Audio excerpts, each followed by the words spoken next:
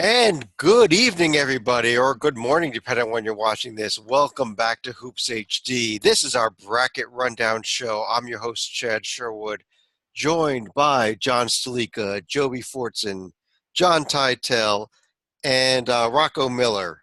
And And me. everybody. I'm here too. You Oh, always and forget David. me. It's as if you don't want me here. I'm the only one that is fighting the dark web right now. It's a Well, conspiracy. No one's taking it seriously. I've been told not to It's acknowledge your targeted. existence. It's been targeting Nebraska. This is our bracket rundown show where we go ahead and we craft a bracket based upon where we think the teams are as of right now. We're going to switch things up a little bit this week. Past few weeks, what we have been doing is kind of creating a seed list. What we've done tonight a little bit different. All six members of our panel here have, including myself, have submitted their top 50 teams in the nation, regardless of conference. I've done a little cross-country scoring of that, created a consensus seed list, went ahead and bracketed that, and we're actually going to do a bracket reveal show. So I guess it's a little, what is this, Greg Gumbel here going on here? Well, I don't know. I think you should let me see it first. I mean, Oh, who's in? there it is, David. Oh, What do you think? well, it's blank. I can't take it. Who's in it? Who did Nebraska get in? Did Nebraska get in? We You will all find aren't that in on out in this a little conspiracy, are while. you? You're not all. You all aren't part of this, are you?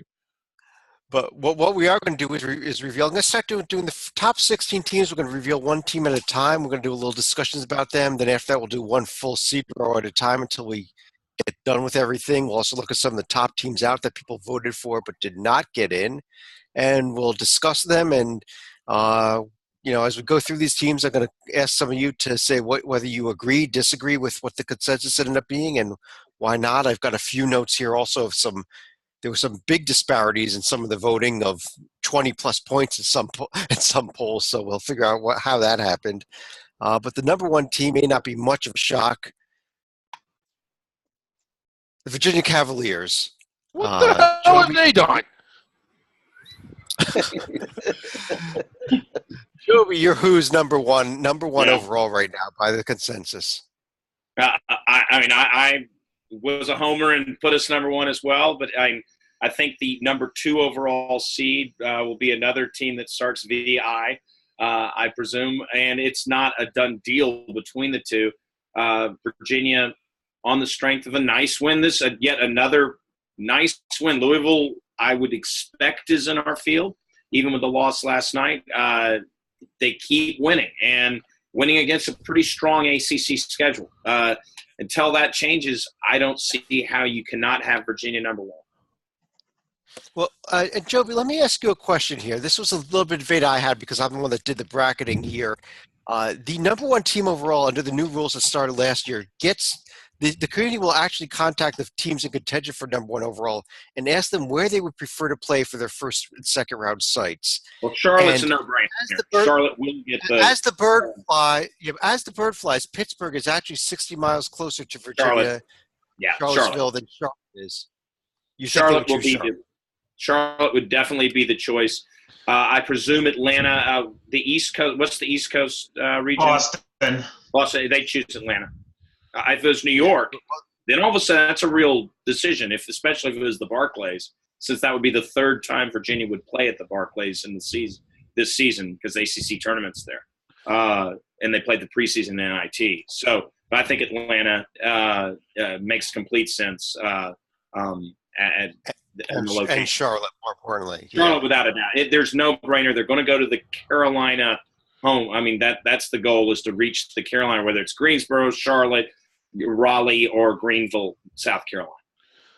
I'm a big fan of this rule because it has essentially turned the committee into a genie that basically grants obvious wishes that the teams would have gotten anyway. Oh, good. Now Virginia gets to go to Charlottesville.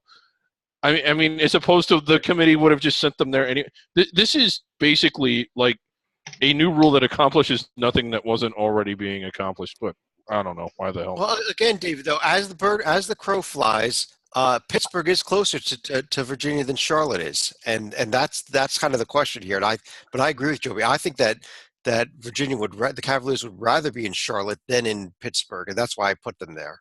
And they're both direct flights out of Charlottesville, on American.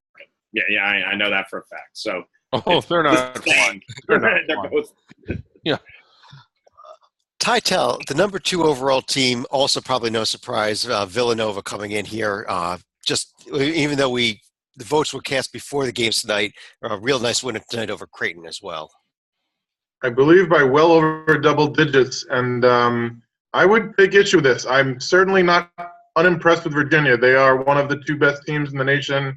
Sorry, Purdue. I really think that Villanova, it could go either way. It's certainly not anything worth spending a lot of time on, but I would have these flipped. Well, let me put the profiles up here. And why would you have them flip when you look at Virginia with the 3 top 10 wins there?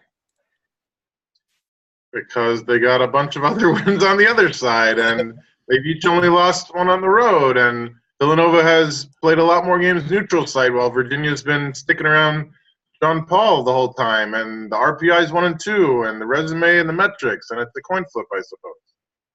I see what you're saying there. You got 13 road and neutral wins, David, for Nova, only 7 for Virginia. That's a big disparity. That is interesting what John Titel points out is the resume metrics have Virginia number 1, but the predictive metrics have Villanova number 1. Very, very interesting across the board. And if you're also looking at non-conference strength of schedule, Villanova was slightly more difficult, although Virginia was still respectable at 90. Virginia, too, and the committee won't 100% do this, but it's remarkable how Virginia's out-of-conference did not perform to the level expected. Wisconsin, Vanderbilt, Monmouth, even weird teams like Monmouth not performing to the level they thought. So it is interesting that it wasn't that Virginia was shirking. So I don't think they'll be punished. I almost feel like non-conference punishes bad behavior more than rewards good behavior. Well, Rocco, let me bring in here the number 3 team overall. Probably not a surprise as well here. Purdue coming in at number 3. Yeah, I think that's pretty clear cut because the next 2 teams I think we'll discuss after this aren't quite up to Purdue's resume, and I don't think Purdue is good enough to be in the same discussion as Virginia Villanova at this point.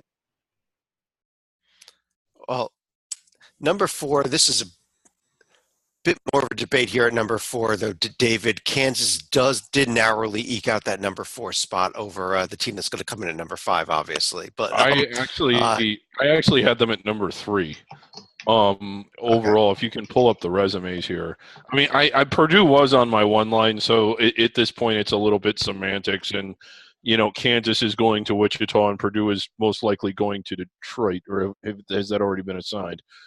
And again, but when you look at Kansas's profile, they have the win against Kentucky, and they're at TCU, at West Virginia, that is a lot of quadrant 1 wins, and almost all of them are away from home. It's just more than what Purdue's done. Can we pull Purdue up? That's Duke. Yeah, that is Duke, which was the team that I was. Well, I think they've done more than Purdue. Yeah. They've done more than both of them, in my opinion. Now, again, a good profile, but I just think Kansas is a little bit better. They have one more loss. That's true, but I just think Kansas is a little bit better. 2 of their 3 losses were at Oklahoma. That's kind of forgivable. And then Texas Tech, the only one you're kind of holding your nose on is Washington. And I think that's offset by just the sheer number of the quality wins that they have away from home. Well, we got Kansas there. Obviously, I kind of already hinted at who's going to be number 5 overall, though. Good going, Jen. And Sleek, I gave it away, but Duke, kind of a no-brainer, coming in at number 5. Would you agree with that? Would you agree with our top 5 teams? And I guess maybe the bigger question is, are these the 5 teams in contention for 1 seeds right now? I would certainly agree that Duke is going to be the 5th team here. But again, the only place you can really put them is the Midwest as far as keeping them somewhat close to home, because obviously you can't have them in the South because of Virginia.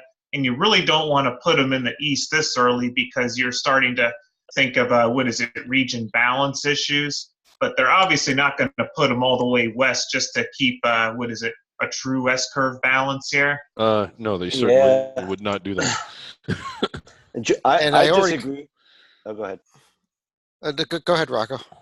I was just going to disagree with John on the placement of Omaha. I know it's not a big deal at this point in the season, but I honestly think they would put them in Boston and try to reconfigure the 3s and 4s to do the regional balance, because it's all about. I mean, when it comes down to geography and placement, the money's going to come first to the bracketing.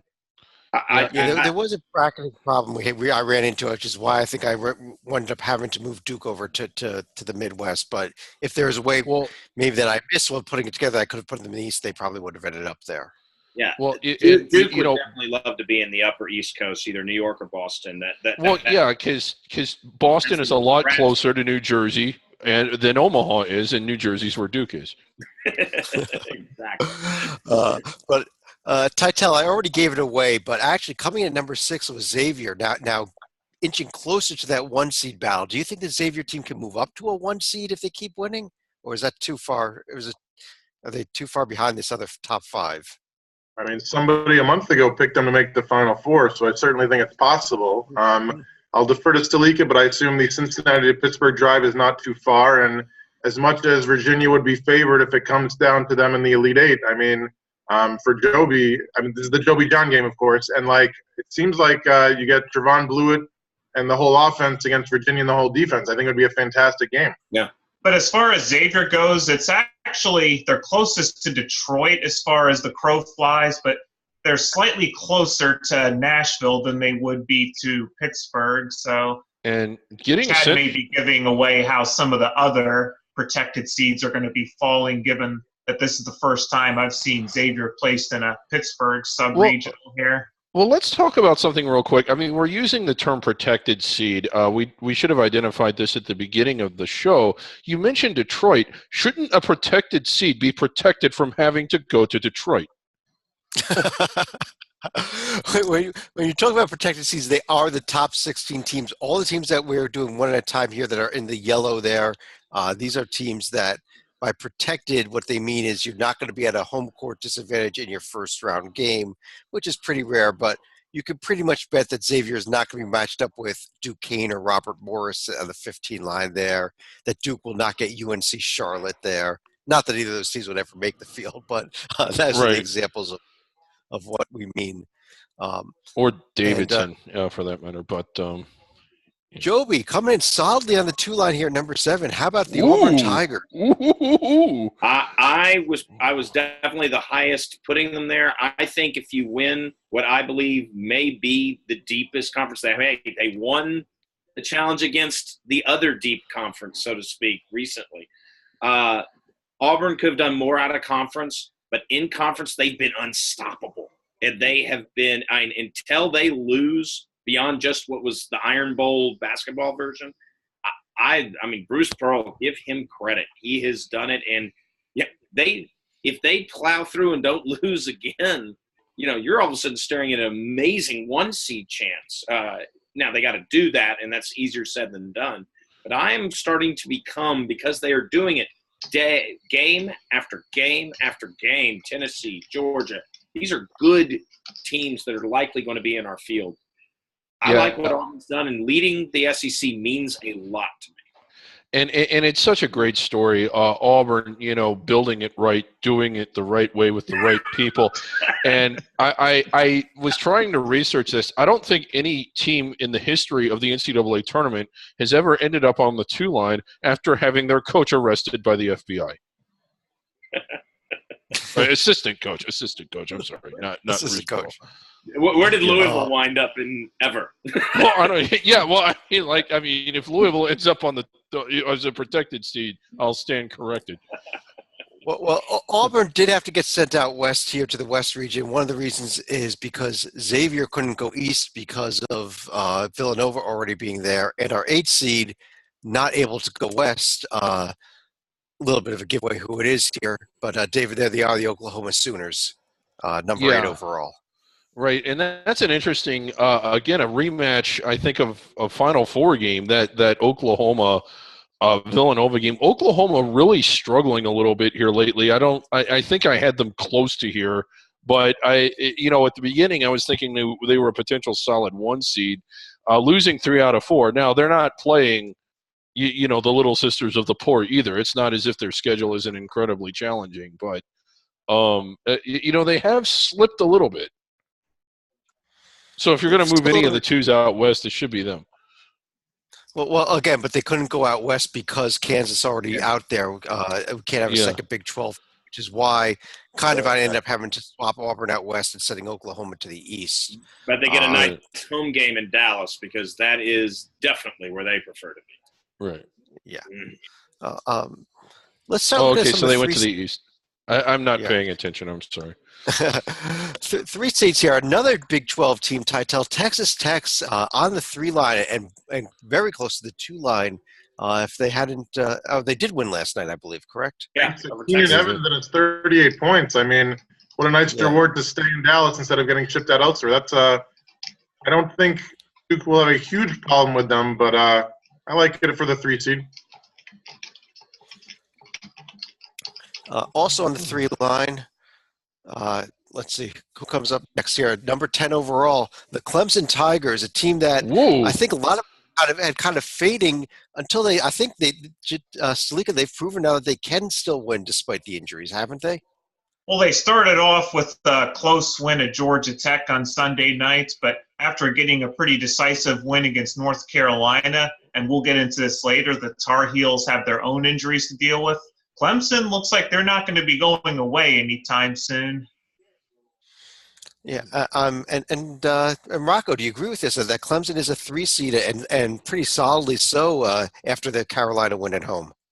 Yeah, their resume is really nice right now. So if we're basing this on what has been accomplished to this point in the season with nothing predictive involved, I actually have them above Texas Tech for today. But I think we're all concerned with the injury that the resume might start to dwindle. But I'm really good with it right now. Yeah, but I mean, winning I think they proved last night that they could, or 2 nights ago at Definitely. least. Yeah, I mean, it's a home win. So yeah, you're right. It's a home win, so it's a really nice win. Rocco, they're never winning in Chapel Hill, so give them the home win. That's right. Yeah, we'll give them the home win. But I mean, I want to see what they can do with a little bit more sample size outside of Little John, because that will tell us a lot. I mean, we can tell now with the Matrix that a win against the number 10 team at home is equivalent to the win on the road against probably like number 40 or 50. Well, I guess, I mean, at Wake Forest, they should win. They've got 4 road games left at Wake, at Florida State, at Vodtech, at Syracuse. So you kind of circle those. 3 of those are tough. 3 of those are 3 of those are tough. I agree. But Florida, so 3 of those I think it was Florida State that actually, but we'll get into this later. Florida State actually got snake bit at Wake Forest the other night. Yeah. Yeah. Wrong screen there. Okay. Let's keep moving through the 3 line here. David, well, actually, let me go to Titel with this. Titel, your Arizona Wildcats also making the 3 line there, going to San Diego in the West region where they want to be, I assume. You think? They love the California road trip of San Diego and Los Angeles. So many alums and students are from California. I think they will have a big home court advantage there, much like they do in Vegas in March for the Pac-12 tourney. Not that it always works out so well for us. I like that matchup with Auburn just because I still don't understand Auburn. Like, they're missing Purifoy and Wiley, and they're still playing like one of the best teams in the nation. And Kansas, man, I know they're not traveling 3,000 miles across the country, but the last thing they want to do is go to hostile territory on the West Coast to watch the Wildcats come to town. Yeah, this would set up really nicely for Titel's Wildcats. I mean, not only do they get to play the Pac-12 tournament in Las Vegas, which is almost a virtual home game every time Arizona plays, but then they're looking at San Diego and LA. I mean, that is just going to be a really kosher March if it works out this way. I don't know. When you watch this Kansas team and the way the season's gone, the further away you get them from Lawrence, the better their chances are. But hasn't it also become a bracketing rule in recent years where Xavier and Arizona have to meet in the Sweet 16? Yeah. Please no. No, the about next team is a please no for me. So here is the team that Joby unfortunately is in Virginia's bracket for you, although not to go regional finals. Musketeers. Salika in the regional semifinal. Michigan State squeezing into the 3 line. A team, David, that keeps picking up wins despite all the off court drama surrounding the team as well. Yeah, and you wonder if that's impacting them at all. Maybe it is, maybe it isn't. I mean, it's probably wearing on the coaches more than it is the actual players. Players just seem to be a little bit, what's the word, narcissistic. They're just kind of focused into what they're doing and in that. But they're picking up wins, but they're not really picking up wins against like protected seed caliber teams just because the schedule doesn't allow it. When you look at everybody else that's on here, most of them are from the Big 12. They're playing teams of a higher caliber than what Michigan State is. How many tournament teams this year has Michigan State beaten? How many? I would guess. Well, I don't know. We've only got 12 teams into the field so far, and they haven't beaten any of those 12. Yeah, just North Carolina, and it's on a neutral court. Not only that, but Michigan State's number 226 in non-conference strength of schedule. I think how did that happen? Good Lord! Yeah, their conference itself isn't very good. Yeah. They didn't schedule any true road non-conference games this year, and I'd be shocked if they got in over Tennessee right now with a true evaluation. Well, and that was, Rocky, you just mentioned the next team up here, the first of our 4 seeds, that Tennessee team. Just an amazing season, really. I mean, I think I picked this team 12th or 13th in the SEC heading into the season. Still, I think it's an undersized team, but Rick Barnes getting it done. Yeah, Tennessee's been really impressive, and they have no bad losses. All 5 of those losses are really solid. You can't poke a hole in any of them. And they've got good wins, so I think it's a really strong resume so far. But there's also going to be an incentive for Tennessee to continue shooting up the seed list now because they're still a few slots away from getting almost virtual home games in Nashville. Yeah. Mm-hmm. Well, that's the Clemson spot. They are big fans of Clemson imploding because that's who's taking it. Because I don't think they can catch Auburn, and they can beat Auburn. They can beat Auburn. It'll be tough to pass Auburn unless Auburn implodes, though. Even because Auburn's already beaten them once. Yep. So, it's Auburn's to lose. I think Clemson is who they need to fall. But you're right. You get them in Nashville. Well, you can pretty much write them up for the Sweet 16 because I don't see Rick Barnes. Oh, wait a minute.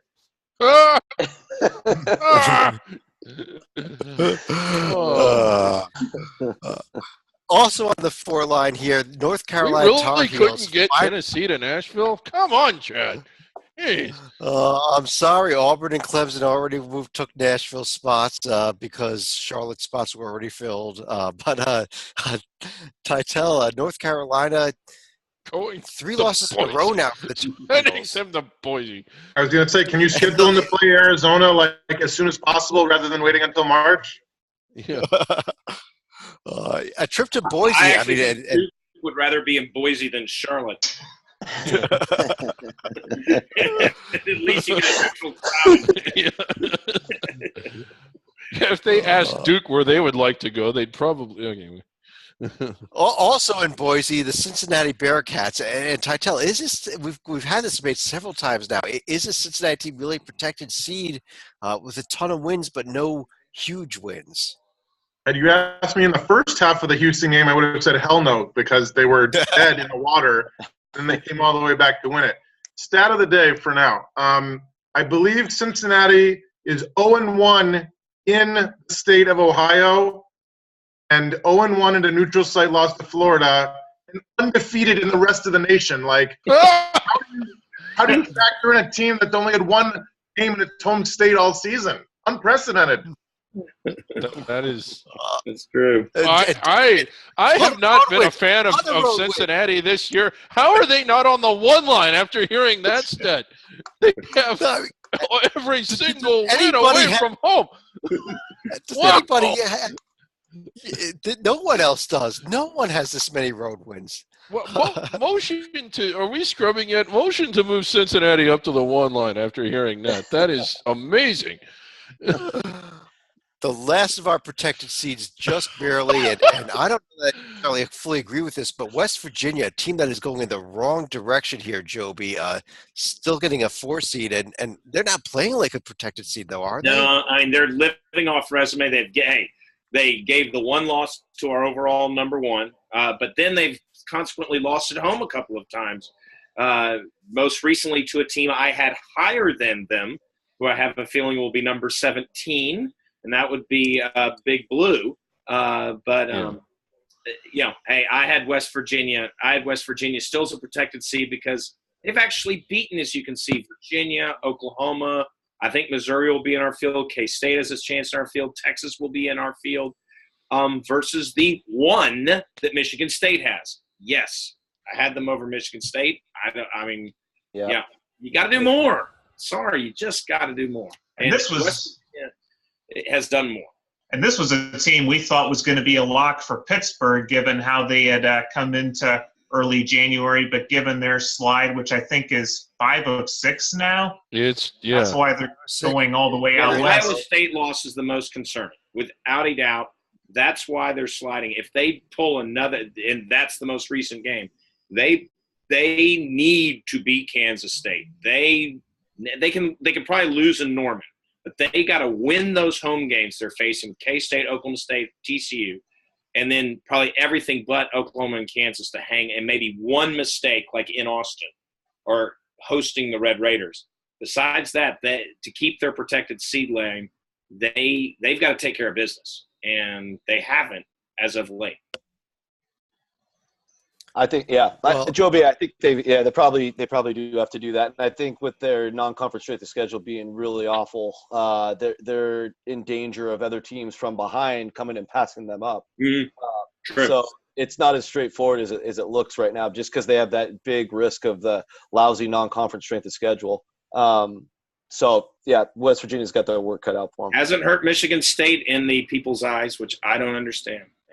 So the Michigan State thing, the only argument I see for them is that their metrics are amazing. I think they're number 5 in Ken Palm. All the go forward metrics, they're top 5 team, top 6 team. But this year's committee, from everything I've read, is still going to be very, very RPI heavy, and the metrics only come in when you're trying to break ties. And right now, I don't see Michigan State in a tie with anybody except for maybe West Virginia. Yeah. So I don't see how we could put them as a 3, but that's just my opinion. Yeah, I'm with you, but I think it's, we look at the poll. I know the polls have them in the tie. I know this is a West Virginia discussion, not a Michigan State discussion, to a degree. But right, the playing of Sparty lately, they fail the eye test. It's one thing if the metric, they're failing the eye test for me, along with having inferior metrics. That together means, I'm sorry, I like West Virginia and Big Blue more here as a protected seed. I think I agree. Yeah. I guess in terms of West Virginia, though, West Virginia, like we said, 3 straight losses. Michigan State, despite everything, finding ways to win games, they've won 5 in a row, and that's kind of where it's like they look awful, but they find a way to win the game. Mm-hmm. True enough. Let's go ahead and no ugly loss. There's no Iowa State loss on their resume. David, here is all 4 or 5 seats at the same time, not 5. Okay, 5 so the 5 line, just call it the 5. Coming in. Gonzaga, Seton Hall, Kentucky, matching up with Cincinnati in an interesting rivalry. That one's always fun. I wish they played that one. I wish they played regularly. That's a fun one. They don't play often, but when they do, it's always fun. And boy, when they get to play in Boise, 2 time zones away, it's even more fun. But I like this Kentucky team. At least I like their profile. I know that they really had to sweat out a game the other night. In fact, I don't even think sweat out correctly states how close they came to losing that. It took a loose ball foul with 2 seconds left, 70 feet from the basket for them to force overtime. But all in all, they went to West Virginia and won. They're playing better now. I think they're turning it on. And if they're not there now, I think they will end up as a protected seed and maybe a dangerous one by the time the tournament starts if they continue to improve. I'm not as Seton Hall had a nice win the other night. I do not disagree at all that they are not a protected seed. I had been saying that for a couple of weeks now, and I was right, and I'm glad that you all have now realized that I was right. I often am right. In fact, I'm always right. We also have another Always right. rematch in the South. If you look at West Virginia and Gonzaga, they were paired up in the Sweet 16, and this was a game that I think West Virginia actually had control for a good portion of it last year, but it was Gonzaga ended up coming back. It was a tense game. It was a great game, really. And I'm looking at 2 preseason top 5 teams playing, with all that talent at North Carolina and Florida. That would be a real fun game paired up, actually. Yeah, and I was going to ask you, Joe, I was going to ask about that Florida team. I think they were narrowly behind Kentucky on this line here, but it was very close. Are they the third best team in the SEC, or is Kentucky behind the Auburn and Tennessee? The West Virginia win, hey, there's still a reason why I have West Virginia as a protected seed. Mm-hmm. The West Virginia win gives Kentucky the advantage, whereas in the equivalent game, even though it was way long ago that Florida had against Florida State beat them. So that's that kind of edge to Kentucky right now. But both are showing a lot of the preseason accolades now are coming home. We're going to show if, and this is a big one, if is this talent coming to the fore, but is it undisciplined talent that when I look at the top 3 teams in our bracket and in everybody's bracket, which is Virginia, Villanova, Purdue, do those teams, which I feel have problems playing teams that have juniors and seniors, will they run and fizzle, or will the talent overcome if they wind up as 4s to the present top 3? Be interesting to see. Who knows what Florida's going to do on any given night? Let's go ahead and go ahead, David. You want to talk about Florida a little more? Well, yeah. I mean, I think that before the year's over, they're going to lose to Vanderbilt and beat Auburn. Okay. Let me go ahead and I want to reveal the 6th line here. And Tytel, this is a potential second round matchup for your Arizona Wildcats, among other games. Give me ASU, baby. No, it was close. It was close. Arizona State on that 6th line, but it's Michigan that gets that 6th seed in San Diego. They play again, don't they? They can't play till the Sweet 16. They play again, don't they? Arizona State. Well, they're not in the same region. In Tempe in a couple weeks, I think. Right. Yeah. So they. Well, I mean, I was just saying you can't. Never mind. It was not a possible match. You're right. Yeah. But what about these 4-6 seeds, Tytel? Rhody, Ohio State, Arizona State, Michigan. I'll take 2 of them. So what a shame to reward Rhode Island, who I believe is on their longest winning streak since 1940, and the reward is to play the Spartans in Detroit. Oh my God! What's worse, Michigan State or having to go to Detroit? And then I love that Michigan has to fly across the country, sort of, to play us in San Diego. We don't do so great against the zone, as you might have noticed, and Michigan's got the 1-3-1 with John Beilein, so a little concerning. And DeAndre Ayton has been playing like one of the best players in the nation, and I don't know how Mo Wagner will match up in terms of big body against big body, so I think we'll be favored. I want to bring up, I mentioned that I would note some major discrepancies here. And Stalika and Joby, I want to bring you both in here on Ohio State. Stalika, you had them rated number 16 overall. You have them at number 30 overall. So, yeah. Let's start with Stalika. What do you like about this Ohio State team? I'll pull their profile up. Well, one thing I like about Ohio State is outside of the Penn State game, they haven't really done anything terribly offensive, but it's not Ohio State's fault that the Big Ten is down this year. I mean, Ohio State, they also have a non-conference schedule of 36. That's what playing teams like Butler, Gonzaga, North Carolina, and Clemson will do for you. My report is it's not everybody that will be right behind that I had ahead of Ohio State's fault that the Big Ten sucks this year.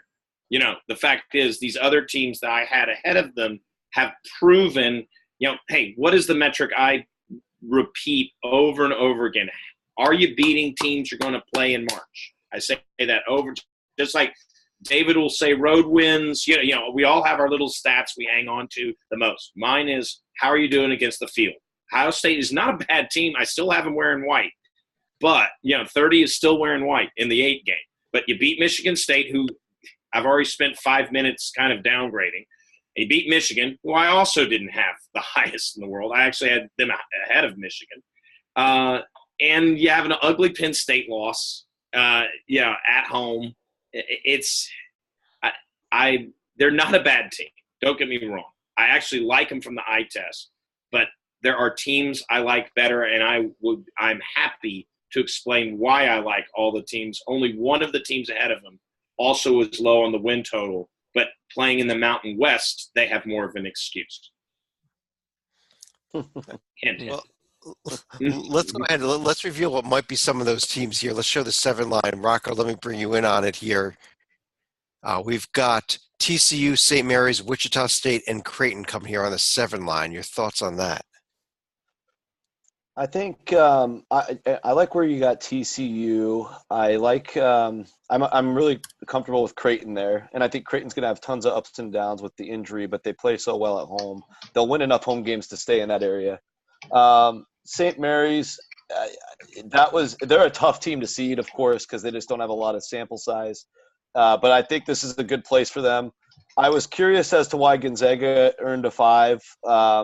We didn't really address that, but if you're going to have Gonzaga a 5, then St. Mary's needs to be somewhere pretty dang close to them, maybe even a 6, because wherever you seed Gonzaga, St. Mary's needs to be close at this point. And then Wichita, obviously, you're factoring in tonight's loss, I'm assuming, so I'm okay with them at a 7. I actually, these brackets were cast before tonight's game, so this was before the loss. So all these odds were cast. This does not include Wichita's loss to Temple tonight.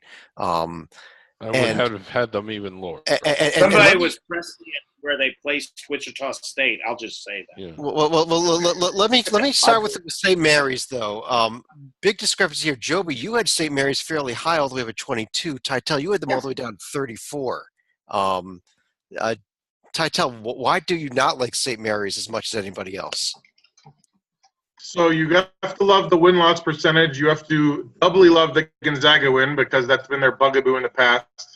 If anybody else sees the Washington State loss, I think that after watching Arizona destroy them and put up a Hyundai spot yesterday, that is going to leave a mark. And obviously, like, when you're Gonzaga, man, outside the no RPI top 50 wins. Actually, I do love the New Mexico State win. Without New Mexico State, who I would have inside the bubble. So it's some might not have New Mexico State inside the bubble, but I do. And so I actually view that as a second win, so to speak. That is very nice. And not to start on a New Mexico State bandwagon, but they beat Miami. This is a good team. And St. Mary's did it.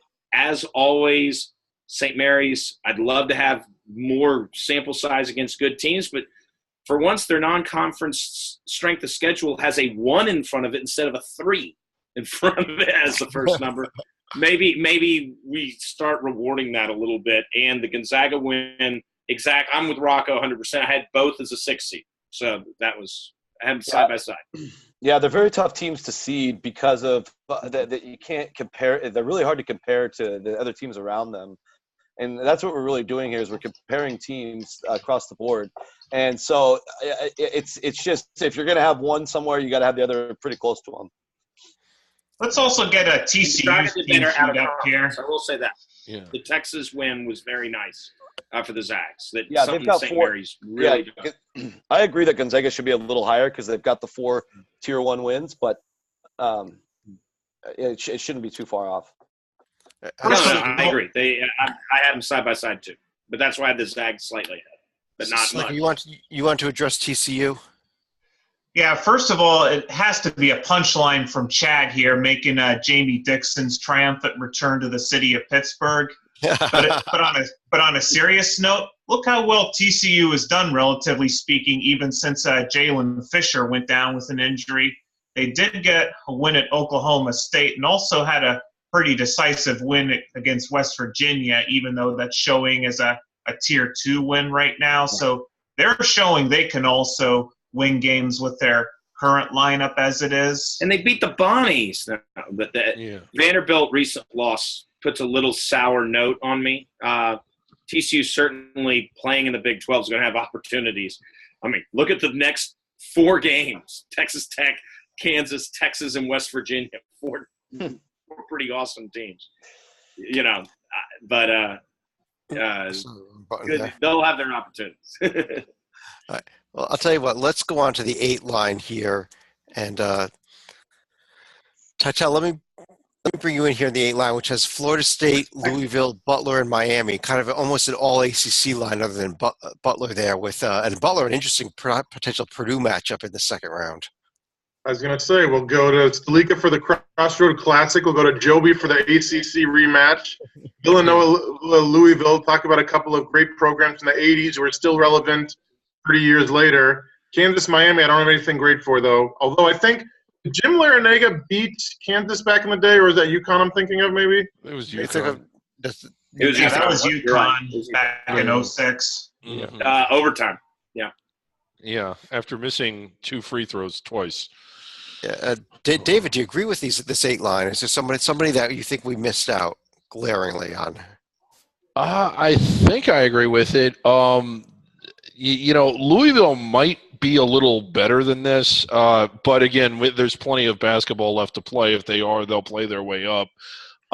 You know, it's just in looking at the 7 line, especially after the Wichita game tonight, I think they might be a little better. But no, it seems pretty right on to me.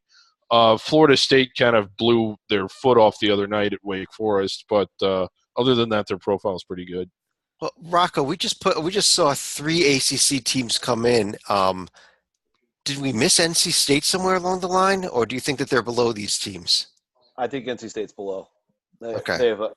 I think I had them ahead of Miami. Yeah, NC State's got some carnage in the loss column, and so they're going to be a little lower. But I actually like Butler's resume a little bit, just because they don't have any losses outside of Quadrant Run. I know there's 7 of them in there, but 3 wins, and now with a tournament level road win against Marquette to go along with the Villanova win, I think that earns them a higher 7. But really kind of picking, I want to take a time out here before Chad releases the 9 line. How many of you think he's going to have NC State in the – well, never mind. They can't do it because of Louisville, but you know he's going to have someone opposite Villanova that's going to cause him more heartburn, it seems. Let me jump back to Rocco's comment there on Butler, because I kind of agree. And I actually, of these 2 Big East teams that are on the screen now, Butler and Creighton, I would have had Butler rated above Creighton. Rocco, would you agree with me there?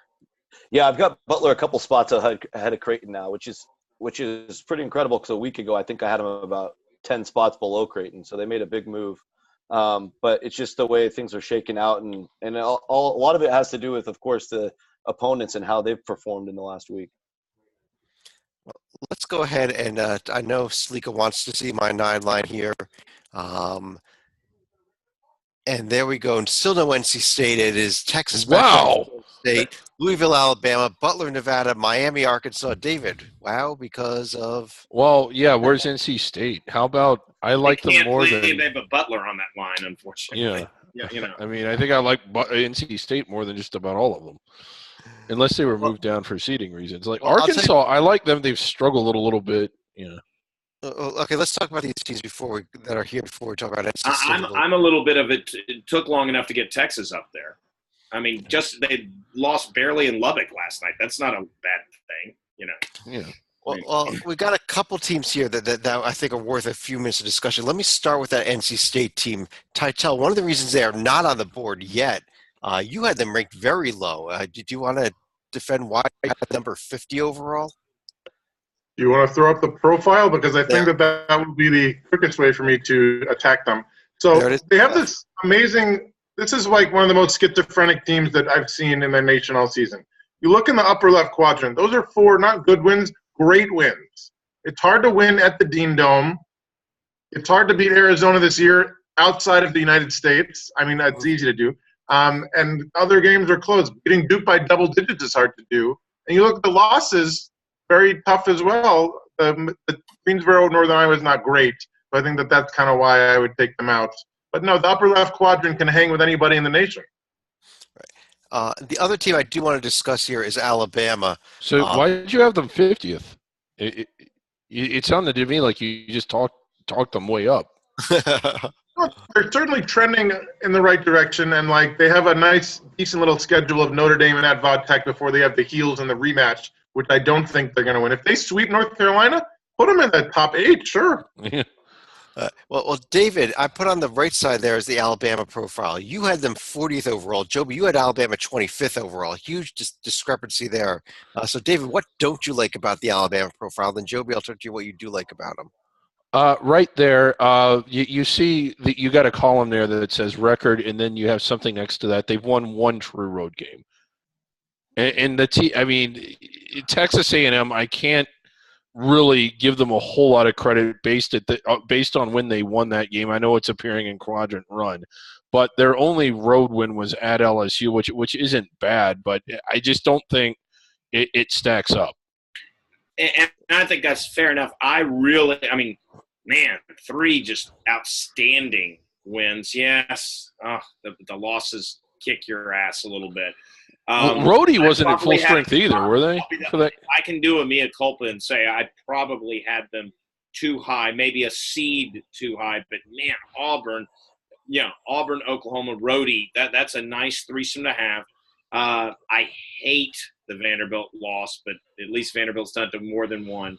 And Minnesota was early when we thought Minnesota was actually good. It's very NC State-ish. Compare the two, and it's very NC State-ish. Though I did have NC State higher because as much as we can talk about bad losses on NC State, UNC Greensboro is actually not a bad team. They're a pretty good under-the-radar team. All right, Northern Iowa sucks. But though I would give NC State the credit on their big wins being bigger, I had them NC State higher. I probably had Alabama too high. But at the same time, if Alabama can get a road win against Florida, Kentucky, or Auburn, that's going to fill a big hole in their profile right there. Yeah. And if you are comparing 2 teams, look at Alabama's non-conference strength of schedule, 10. Look at NC State, 273. Ouch. That's all I can say is ouch. NC State can't play with fire. If NC State messes around and finds themselves right on the bubble, I think they're well inside the bubble right now. But if they lose to the bottom 3 in the ACC, and drag themselves down, the committee will punish them. And we've seen it before. NC State has less room for error than Alabama because of that non-conference strength of schedule. That's exactly right, Joby. I think if they wouldn't have won at North Carolina and they did pull it out in overtime, I would still have them on the bubble, and that would be one of the tiebreakers, and they'd probably be on the outside. That win was huge to get them safely inside. Well, what about another team? Like, where's Missouri? Well, David, let's show the 10 line here. Maybe they need to be up on the 9 line. Really wanted them on the 9 line for a reason, Finally, NC State is in there, matching up with Wichita State and potentially Texas A&M. Oh, Lord. A&M, Providence, West State. Look at where NC State is located here. Yes. Wichita State at a little bit of a disadvantage, just little bit. They only played Duke once. I guess they do. They only played Duke once this year, so that is a valid matchup. Wow, that crowd is going to be so one-sided. Duke is not liking that at all. That is a road game if NC State beats what I view as a not very good Wichita State game. So. Now, we also have this all Big 12 matchup here in the 7-10 game between TCU and Texas A&M. No, get with it, Chad. That's not the Big 12. That's the Southwest. That's sorry. Conference. But Rocco, what about this A&M team that we had given up for dead, and suddenly it found a way into the field and even inside the first 4 here on the 10 line? Yeah, I know David's not going to like this, but I agree on A&M only because I'm going with the approach, much like John, of guessing the committee. And the committee's shown us that it doesn't matter when you win your games or when you lose your games. It's about the full body of work. Texas A&M, they've got the road win at USC. It is their only road win, so I'm concerned about that. I think they do need to pick up a couple more road wins along the way. But the nice thing is the non-conference strength of schedule is at number 17. They've got 5 wins between the top 2 quadrants, which actually, when you start comparing these teams in this range, is higher than the others. It's higher than Washington. It's higher than Mizzou. It's higher than Providence. And then they've only played 4 games against the bottom quadrant, which, I think when you and I've talked to some other bracketologists about it, when you start looking at records, a lot of people just assume you throw out that bottom bucket and then let's see what their record is after that. And when you're only throwing 4 games away and a team like Marquette might be throwing away 8 or 9, it starts to stand out. So that's why A&M's still in the mix. And I think Savannah State's actually the best team in the SWAC. We'll get to MEAC. but let's the other 2 teams there were Providence and USC. But let's Titel, let me go to you for the 11 line. Dun, dun, dun. And here it is. We see Missouri in there, along with Kansas State, New Mexico State, and Washington versus Houston in one of our first 4 games. Potential Pac-12 matchup for your Wildcats there in the second round. We got the John Rocco game with Arizona-Washington. And then in the other part of the bracket, we get the NTA investigation game between Chuck Percy and Tony Bland with Auburn and USC. And the winner faces Arizona. It's like all of them right together. This is a dream bracket. This is definitely a dream bracket. I love it. Yeah. I thought Titel would be happy to see a New Mexico State matched up with Arizona State because I don't know if too many souls are going to be picking the Sun Devils in that one. You sure? Can we move the playing game out of Dayton so Washington and Houston don't have to go out there and then come to San Diego? I mean, that seems ridiculous. Yeah. They can't play that game in Dayton. Rocco, I want to ask you about Kansas State. You had them ranked number 50th overall, so you probably wouldn't have even had them in the field. Why not? Yeah, they're my second team in, and I'm going back to my thing I've been harping on all night, which is the non-conference strength of schedule. It's the worst one out of any bubble team. 328, it looks like, is what they are currently. And it's, I read a stat. I can't remember the year Air Force got in. I think we talked about it last night. But that was 2004. It was 06. It was 06. Little Page was chair. They did get in 04, but it wasn't. That was actually a good selection. In 06, it was a ridiculous. Yeah, when they got the number draw lines. Right. Yeah, so when Air Force got that number 13 seed, that was the last team out of all the tournaments since to get in with a 250-plus non-conference strength of schedule with a seed 10 through whatever as an at-large. So what that tells me is in a lot of cases, they're going to if they're going to look at a tiebreaker, this is one of the key ones. The other one is going to be away wins. So when I'm trying to figure out which teams are in and which teams are out, those are the 2 main categories I'm looking at. And Kansas State, if they're anywhere close to the bubble, I think they're going to get tossed out. He's got a point there because – well, I don't know. I mean, the committee, it's fluid. But Right. for the longest time, it's like if you schedule that week out of conference, you better be inside the bubble because, you have taken a complete pass for yourself. So you better play your way in once you get in the conference play. I'm actually very much in agreement, Rock. I had them barely in. They were one of my last teams in, and I could easily accept the argument. The problem I had was that I actually felt there was a little bit of a gap for me between the teams in and the teams out. As a matter of fact, now I'm searching for one more team after tonight because I have a feeling one of the teams listed on the next game we would all agree should not be in this. Well, let me preface this here. Actually, in terms of our rankings, coming in between the Washington-Houston picks on the 11 seed line and the 2 first 14 to the 12 side, Western Kentucky was sandwiched right in there. I gave them the automatic bid out of Conference USA, but they would have been within the at-large field.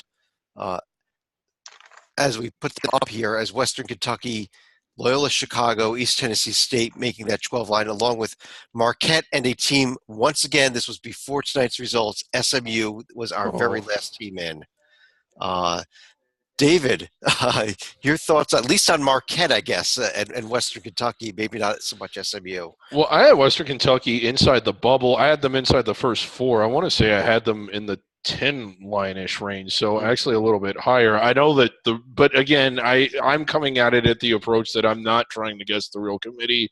The real committee, at least the last 2 or 3 years, hasn't really treated under the radar the way that they did before. I think Western Kentucky's won a lot of games that are hard to win, but they didn't come against top 50 teams. So it wouldn't shock me if the committee would put them here. They put Middle Tennessee here last year and UNC Wilmington. But as far as like how good they actually are, they did beat Purdue. You know, they won at Old Dominion. That wasn't an easy game to win. They've done a lot of things that are hard to do. Beat NC State or beat SMU, I think. In terms of SMU, I'm going to show our top 4 teams out because one of these probably would have been in over SMU had we voted after tonight's result where they lost. Salika, there they are. Middle Tennessee, actually, the number 1 team out. Do you think nice win tonight? Nice road win tonight also. You think they would be in over SMU at this point? Well, I think on my own personal seed list, I actually had Middle Tennessee ahead of Western Kentucky. Western, I would have actually had number 51, but at the same time, we don't know what their result against UTEP is going to be tonight. Not off to a good start, to be fair. Yeah, they're kind of struggling that game a little bit, but I expect them to take over in the second half. It is UTEP after all. But let me show the other 4. There's only 4 other teams that even received votes that did not get in. South Carolina, Syracuse, Oklahoma State, Notre Dame. Titel. Who voted for Syracuse? Who was it? Even the ACC guy did not. I want to stress that. I can find that out for you here. It was not me. I did vote them. I did not have them in my top 50. Rocco's laughing. He may have been the one, but no, I wasn't. I was not. I promise. Titel, if you're going to knock one of the first 4 out, who would you think is the best team on this list of 8 teams that also received votes? I really like Middle Tennessee a lot. Virginia Tech is going to have tons of opportunities, as Joby said, when you play in the ACC. Boise's been hovering. Georgia has a weird little resume. Rocco, are you certain that Washington is better than Middle Tennessee? Certain, no. Middle Tennessee's got a lot of talent. They're probably more. Well, I can't say they're more talented, but they could definitely beat Washington any given night. I think it's pretty close. The thing that Washington's doing well is playing really effective zone and playing together and all that stuff. And Middle Tennessee is too. So I like both those teams. I like the field for the most part. I really want to punish Marquette and I really want to punish Kansas State for their schedules and put in Middle Tennessee and Georgia. Otherwise, it's easy to punish Marquette in favor of Georgia since Georgia beat Marquette. Where are we sending Marquette? Where did they end up? Well, 1 second before we get there, Rocco, you mentioned earlier throwing away those quadrant 4 wins. If we do that on these 2 teams on the screen here, Middle Tennessee, Washington. Middle Tennessee has 12 wins. Washington hasn't even played 12 games.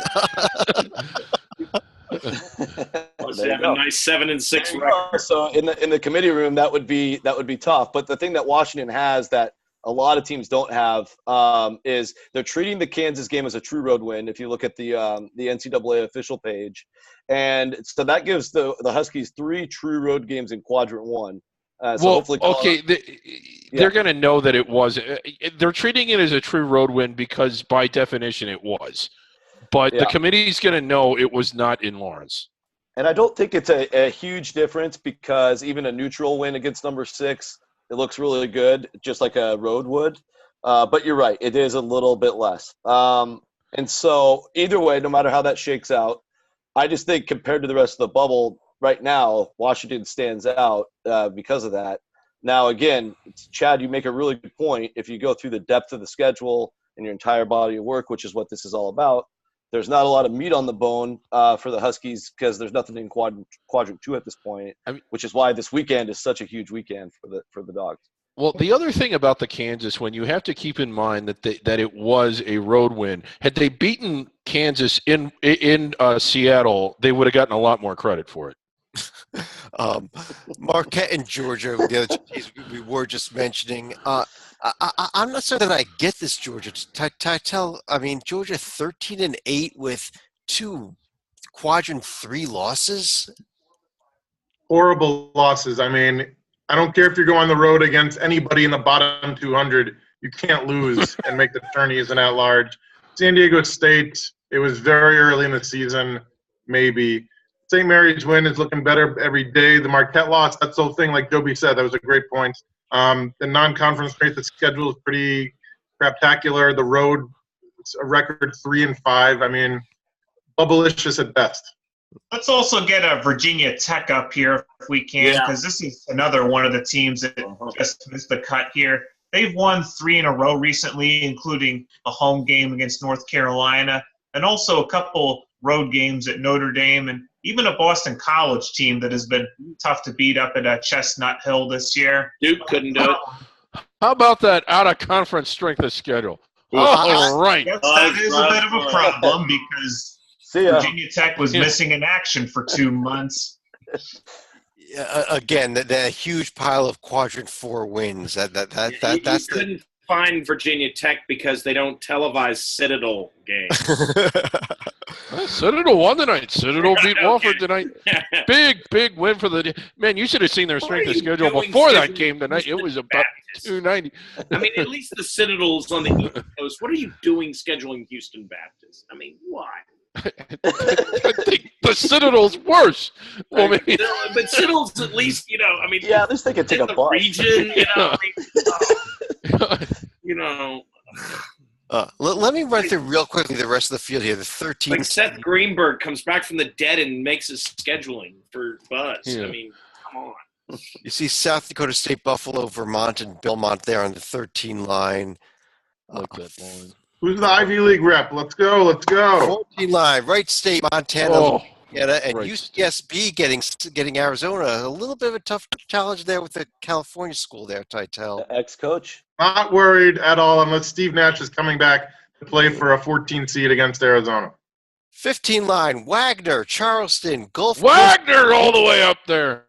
All right. Wagner's got good metrics. Yeah. Good Is metrics. it really fair for Xavier to only play one of Michigan's guys? Shouldn't they have like 4 other guys to go with Mo Wagner? And we got a little breaking news on the 16 line.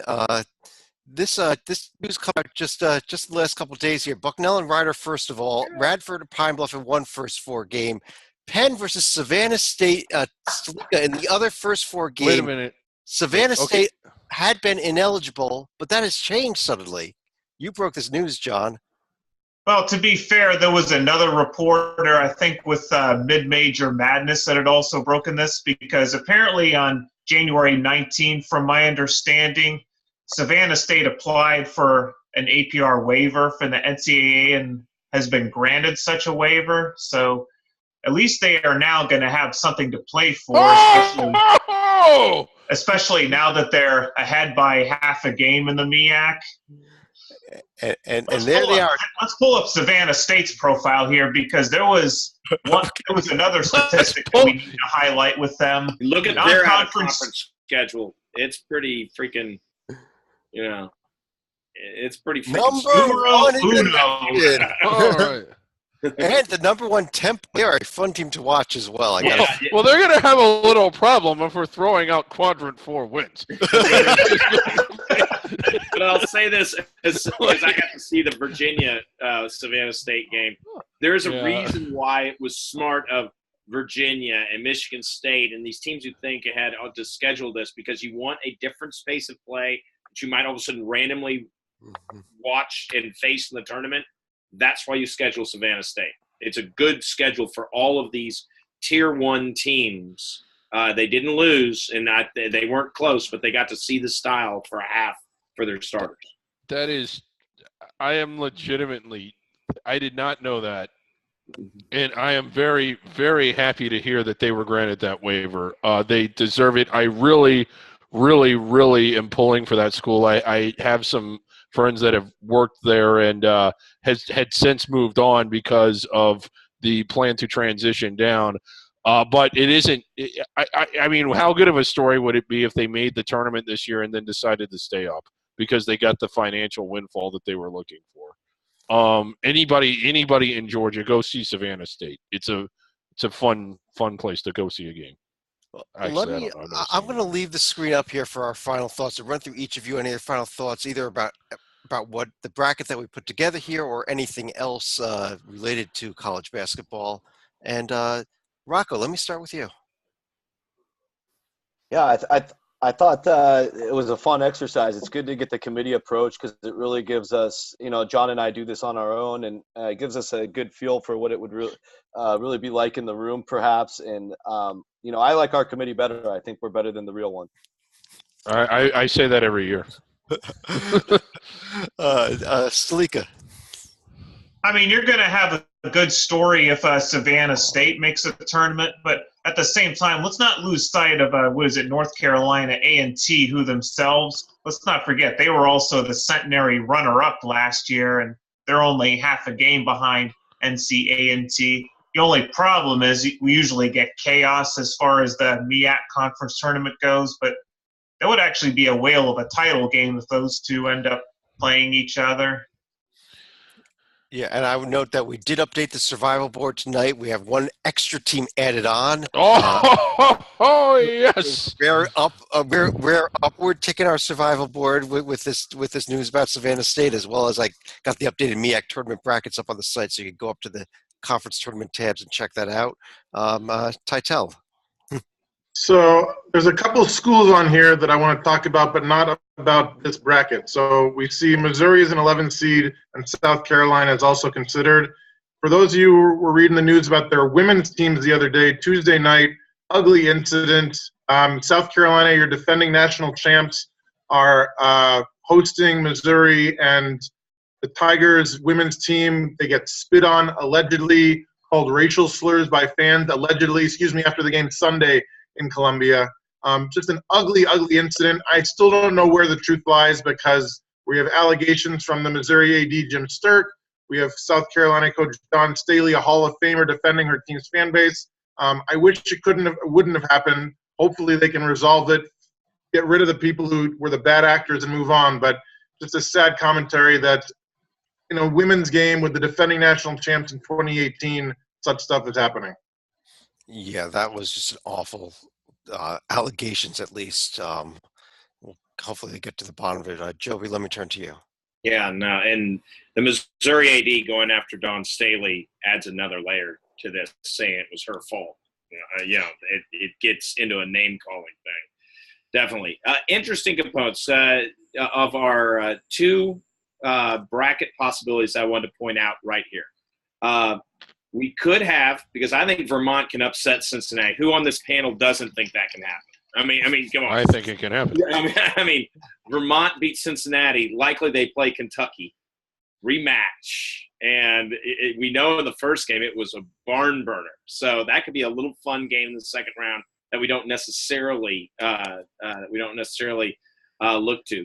Then I look selfishly at the my alma mater, Virginia. After playing Radford, who is often scheduled by Virginia. I think they rotate almost between Virginia Tech and Virginia. Then Virginia could play Florida State, who they played earlier this year. West Virginia, who they played earlier this year. Rhode Island, if they upset Michigan State, who they played earlier this year. Then maybe Clemson makes it out of the East or whatever. You have Duke, Clemson, et cetera. You have an ACC team du jour. There's a chance Virginia can play all rematches the whole way through in what we've set up. I just echo that thought on the Vermont over Cincinnati. You look into the East region there, I could see a Buffalo, Western Kentucky 12-13 game in that East region with both those teams. Very easily. Yeah. And I think Villanova has an incredibly easy region to make it to the Final Four with only Oklahoma as a test in that region. I would dare say watch Louisville in the second round because Louisville can actually play defense. And I've seen the Big East play this year, and I don't know if anyone does play defense in the Big East. So it'll be interesting how Villanova does when they finally play a team that plays really lockdown defense. Well, and as we know with Villanova, if they make it out of the second round, they win the national championship. Exactly. Yeah. David, let me let you finish it off.